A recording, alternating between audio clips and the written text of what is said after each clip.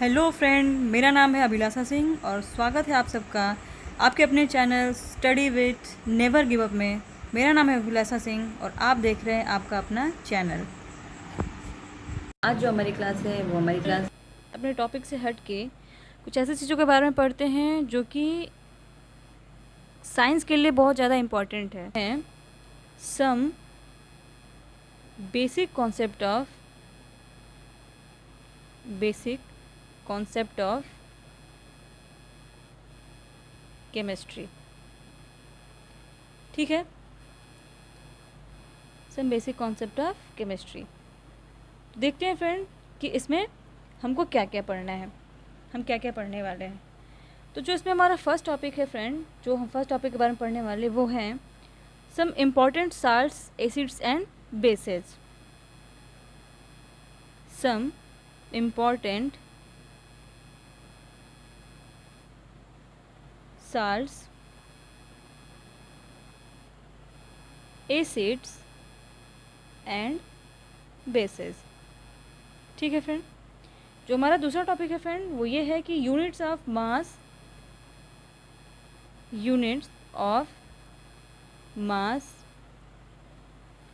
Pressure, volume,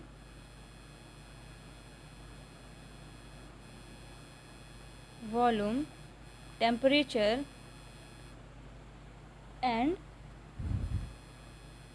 and density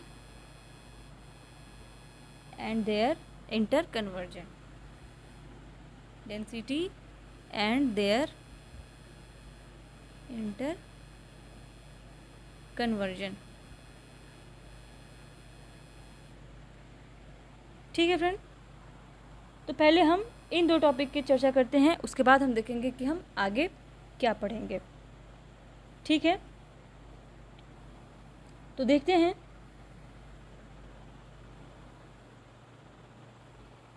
friend जो ये topic है ना, ये बहुत ज़्यादा इम्पॉर्टेंट है किसी भी एग्ज़ाम, कोई भी एग्ज़ाम के पॉइंट ऑफ व्यू से। ये जो टॉपिक मैं भी आपको बताने वाली हूँ ये बहुत ही ज़्यादा ज़रूरी है। तो इसलिए हम स्टार्ट करते हैं जो अपने पहले पॉइंट की तरफ। तो some important salts, acid and bases में ही हम स्टार्ट करेंगे। Naming of acids, bases and salt.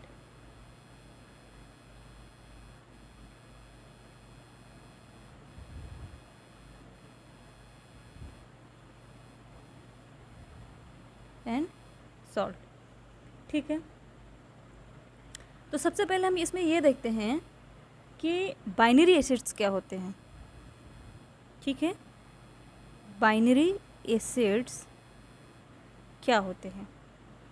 तो फ्रेंड जो बाइनरी एसिड्स होता है वो नेम्ड एज अ हाइड्रोइक एसिड, मतलब इसमें जो प्रेफिक्स यूज होता है वो हाइड्रो यूज होता है और जो सफिक्स होता है वो इक यूज़ होता है। और दूसरा, जैसा कि इसका नाम बाइनरी है तो इसमें दो एलिमेंट लगे होते हैं, यानी कि it's a combination of two elements. ठीक है, तो पहले हम लिखते हैं इसको कि binary acids are named as. इसको नेमिंग कैसे करते हैं, क्योंकि हमारा हेडिंग ही ऐसा है। तो binary acids are named as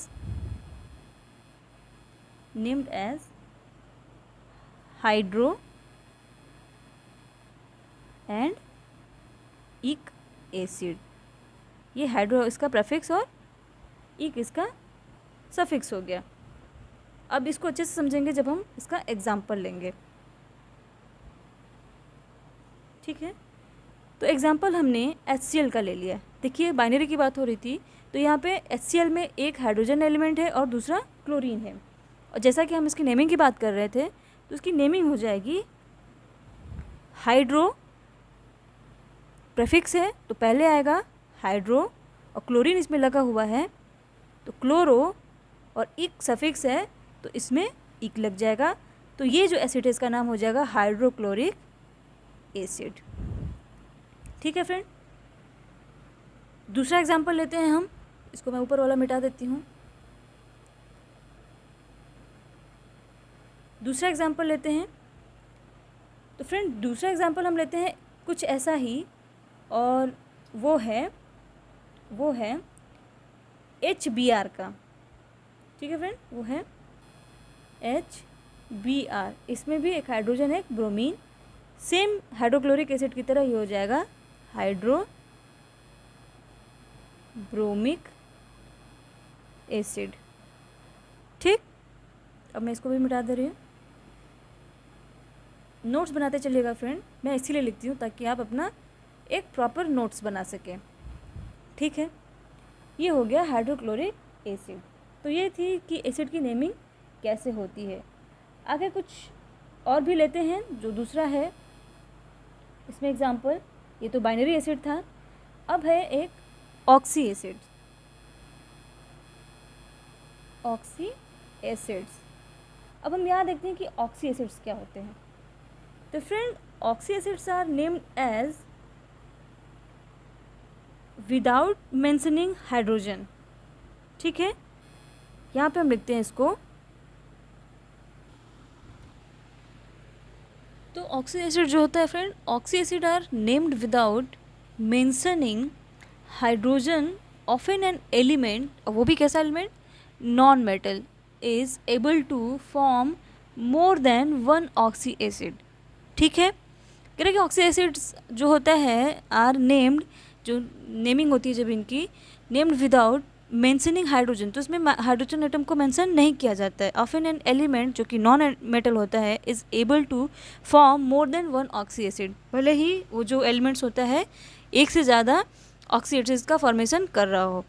in naming सच, और जब इसकी नेमिंग होती है तो क्या होता है कि such acids the one with the greater numbering of oxygen atom is given the suffix ic. यानी कि जहाँ पे भी जब नेमिंग करते हैं तो जब किसी भी कंपाउंड में, किसी भी मॉलिक्यूल में जब नंबर ऑफ ऑक्सीजन ज़्यादा होते हैं तो उसका सफिक्स इक हो जाता है, and the one with the lesser number of oxygen atom is given the suffix ous, और जब कम नंबर के ऑक्सीजन होते हैं तो उसका सफिक्स ऑस लग जाता है। अब इसका एग्जांपल हम देखते हैं यहाँ, इसको स्क्रीनशॉट ले लीजिए। ठीक है फ्रेंड, ताकि एग्जांपल इसका हम कर ले। यहाँ पे इसको मैं मिटा देती हूँ।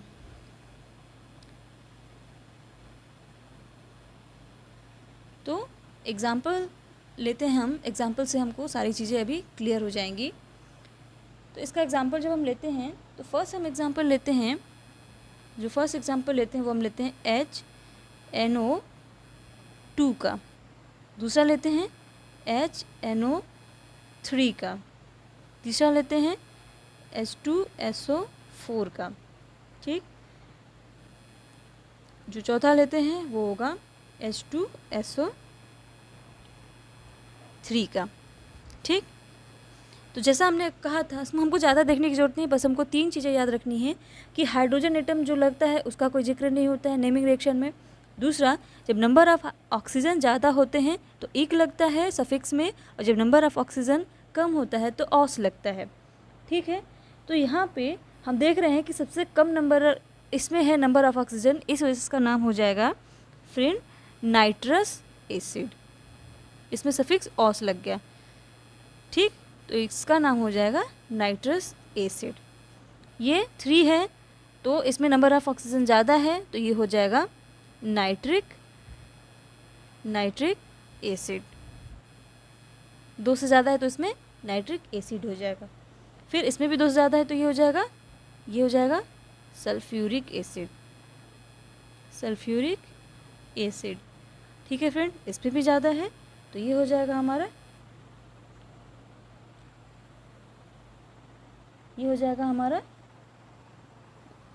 सर ये 2 है। ठीक है, SO2 है तो ये हमारा हो जाएगा सल्फ्यूरस एसिड।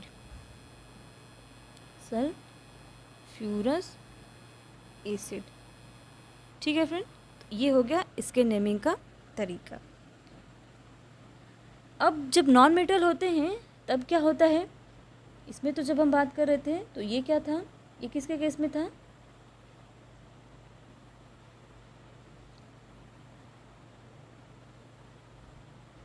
मेटल केस में अब हम नॉन मेटल की बात करते हैं। ये जो था ये भी नॉन मेटल के केस में था, लेकिन एक कंडीशन इसकी ये भी होती है फ्रेंड, और वो हम देखते हैं क्या होता है कि व्हेन, अब इन्हीं नॉन मेटल का एक और कंडीशन होती है कि when a non metal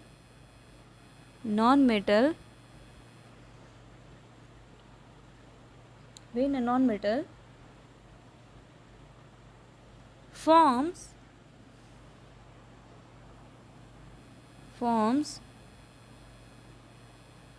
more than 2 oxyacid,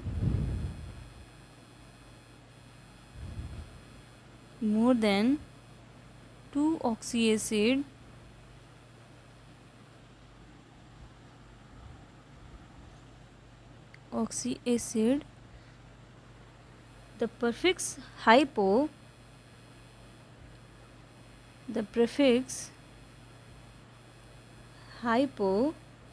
is used for the acids,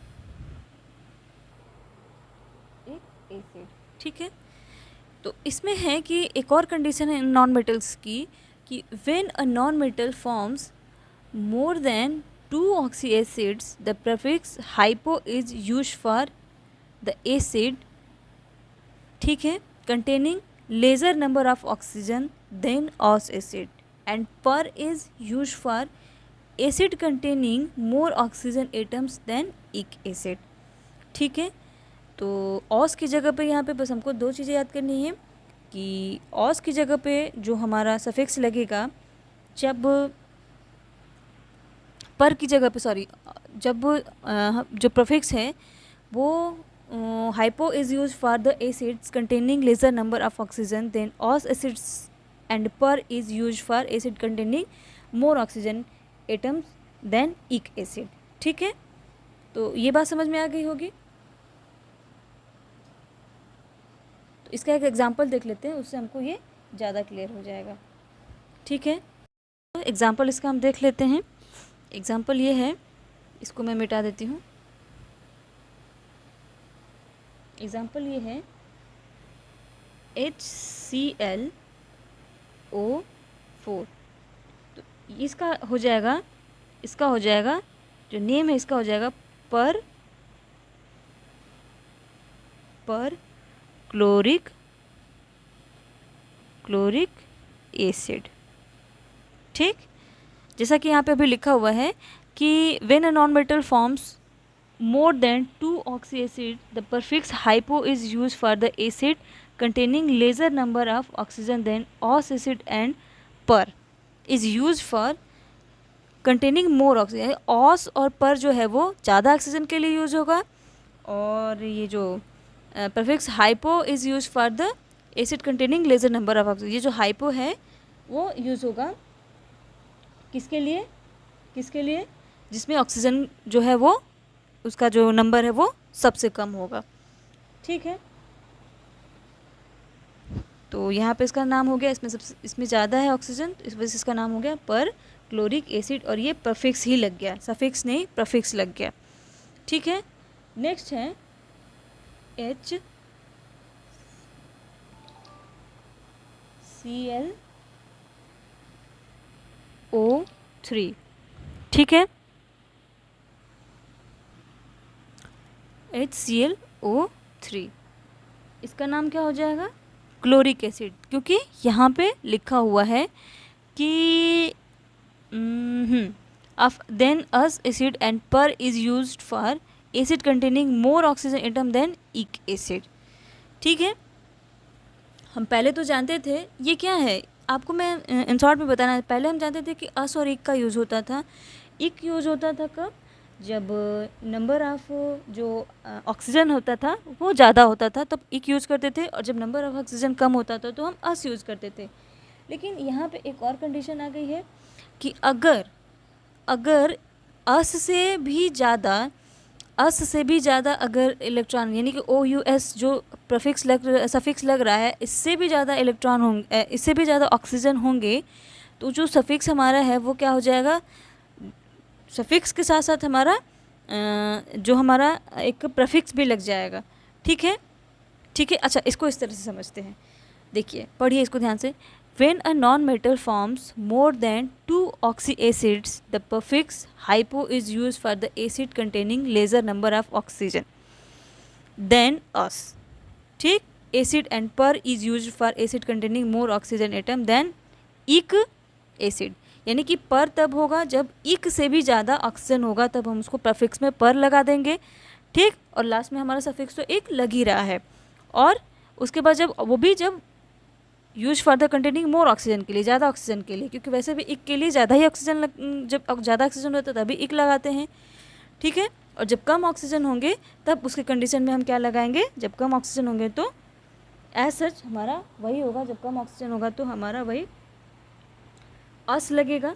ठीक है, और हाइपो जैसे हाइपो लग जाएगा और अस लगेगा जब ये कम होगा तो, और ज़्यादा होगा तो पर होगा और इक होगा। ठीक है, तो इस वजह से HClO3 है तो इसके लिए क्या लगेगा, ये ज़्यादा है, 3 ऑक्सीजन है तो ये हो जाएगा क्लोरिक एसिड, क्योंकि हाइड्रोजन को तो हम वैसे भी काउंट नहीं करने वाले, तो ये हो जाएगा क्लोरिक एसिड। नेक्स्ट हमारा HClO2, ये भी कम है तो ये हो जाएगा, इसको मैं मिटा दे रही हूँ, इसकी कोई ज़रूरत नहीं है, तो हम इसको नोट कर चुके हैं। तो ये हो जाएगा क्लोरिक एसिड। और नेक्स्ट है HClO,